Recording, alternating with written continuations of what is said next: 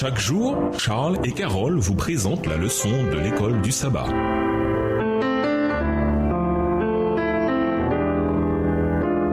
Bienvenue dans votre émission. Dieu nous parle. Nous voilà à la leçon de mardi, la Nouvelle Jérusalem. La description biblique de la Nouvelle Jérusalem est celle qu'Abraham vit par la foi, car il attendait la cité qui a de solides fondations, celle dont Dieu est l'architecte et le constructeur. Hébreux 11, verset 10. La Nouvelle Jérusalem est le chef-d'œuvre de Dieu, bâti pour ceux qui l'aiment et qui gardent ses commandements. La Nouvelle Jérusalem sera la demeure des fidèles enfants de Dieu au ciel pendant les 1000 ans et ensuite sur la nouvelle terre pour l'éternité.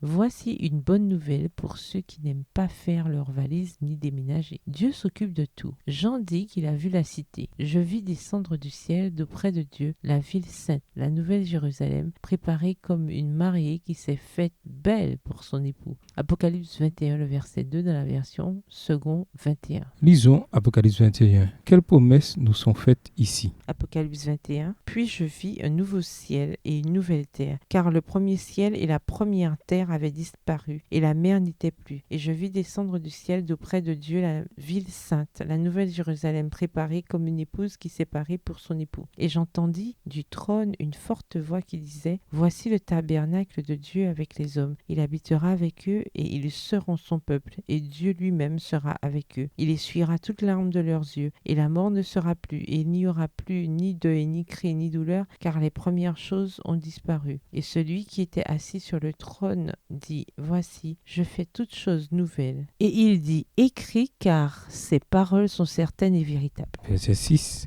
Et il me dit, c'est fait, je suis l'alpha et l'oméga, le commencement et la fin. À celui qui a soif, je donnerai de la source de l'eau de la vie gratuitement. Celui qui vaincra héritera ces choses. Je serai son Dieu et il sera mon fils. Mais pour les lâches, les incrédules, les abominables, les meurtriers, les impudiques, les enchanteurs, les idolâtres et tous les menteurs, leur part sera dans les temps ardents de feu et de soufre, ce qui est la seconde mort. Puis un des 7 anges qui tenait les 7 coupes remplies des 7 derniers fléaux vint. Et il m'adressa la parole en disant: Viens, je te montrerai l'épouse, la femme de l'agneau. Et il me transporta en esprit sur une grande et haute montagne. Et il me montra la ville sainte, Jérusalem, qui descendait du ciel d'auprès de Dieu, ayant la gloire de Dieu. Verset 11. Son éclat était semblable à celui d'une pierre très précieuse, d'une pierre de jaspe transparente comme du cristal. Elle avait une grande et haute muraille. Elle avait 12 portes, et sur les portes 12 anges, et des noms écrits, ceux des 12 tribus des fils d'Israël. À l'Orient, 3 portes, au nord 3 portes, au midi 3 portes, et à l'occident 3 portes. La muraille de la ville avait 12 fondements, et sur eux les 12 noms des 12 apôtres de l'agneau. Celui qui me parlait avait pour mesure un roseau d'or, afin de mesurer la ville, ses portes et sa muraille. Verset 16. La ville avait la forme d'un carré, et sa longueur était égale à sa largeur. Il mesura la ville avec le roseau, et trouva 12 000 stades.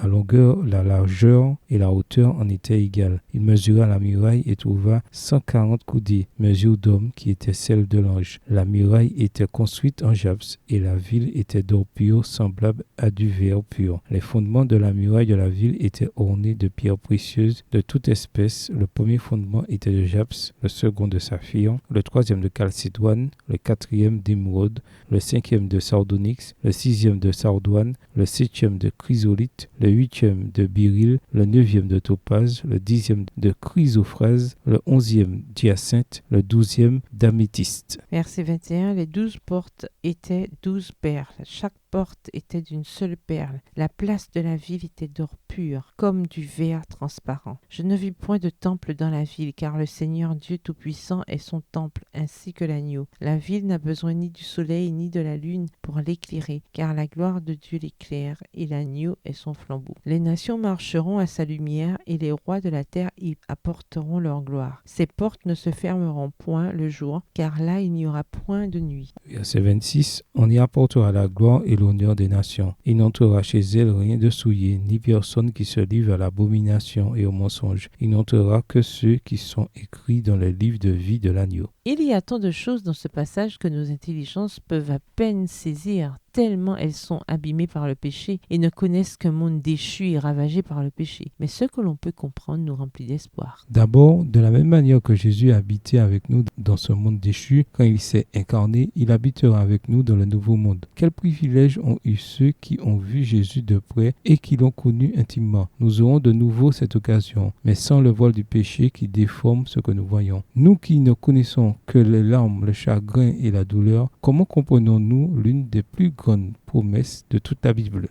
Dieu essuiera toute larme de leurs yeux, la mort ne sera plus, et il n'y aura plus ni deuil, ni cri, ni douleur, car les premières choses ont disparu. Apocalypse 21, verset 4. Toutes ces premières choses ont disparu, car elles n'auraient jamais dû exister. Il y aura aussi, coulant du trône de Dieu, le fleuve de la ville, et de chaque côté de ce fleuve, l'arbre de la vie. Le trône de Dieu sera là, et ils verront son visage. Apocalypse 22, le verset 4. À nouveau, les rachetés vivront dans une proximité avec Dieu que nous ne connaissons que partiellement aujourd'hui. Lisons Apocalypse 21, verset 8, qui parle du sort de ceux qui devront affronter la seconde mort. Quel péché de ceux décrits ici ne peut être pardonné par Jésus? Pourquoi ces personnes sont-elles perdues quand d'autres qui auront commis les mêmes péchés seront sauvés? Quelle est la différence cruciale entre ces deux groupes?